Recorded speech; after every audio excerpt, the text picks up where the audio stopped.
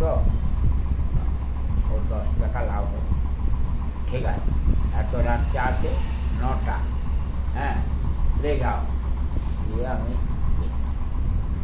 দিয়ে করে দিচ্ছি। দিয়ে সিস্টার ছিল হসপিটালে, বলে ধুয়ে সমস্ত গরম জলে ধুয়ে কেটে ডাক্তারবাবু রেখেছেন আর আপনিও খান। একটাই সিস্টার বলে খাবো, হ্যাঁ খাবেন। তো রাত্রে কী খাবেন?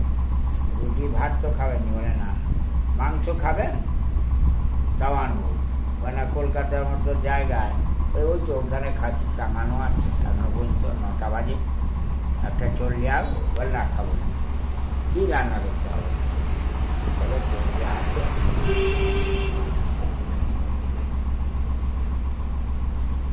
নার্সিংহোমের মালিক যে এলো, রোগা প্যাকপিকাটা, বলে বাবু হিসাব কত হয়েছে, কাগজ দেখবে। আর কদিন থাকবে পেশেন্ট? বলে 7 দিন থাকবে। 7 দিনের খরচা? বলে সে নার্সিংহোম, হ্যাঁ সরকার নেই, সরকারের খরচা, খাওয়া দাওয়া থাকা, সিস্টার দিবা, তাদের খাওয়া। আমি একটা সিস্টার নিয়েছি ওই লক্ষ্মীকে, মানে আমার দাদার সাথে। এই ব্যাপার খোঁজ খবর, কত খরচা না ডাক্তারবাবুকে জিজ্ঞাসা করি। ডাক্তারবাবুকে জিজ্ঞাসা করতে বলল 100 টাকা। মা বলছিল না আমি শুধুটা যাবনি, 100 টাকা বাবার কাছ থেকে নেব, 100 টাকা নেব, আর বাকি আপনার নার্সিংহোমে কত নেবেন না। ওই 26,000 টাকা খরচা, জানো। অনেক চট্টামি করে নিয়ে নিল নার্সিংহোম, রুগী ছাড়া পর্যন্ত 26,600 দিয়ে নি। কাউকে রেটকে বলতে সিস্টারটা মালিক, সিস্টার বললো কিছু হবে না, খাতা কার্টুন দেখি স্যার, কেটে দিল।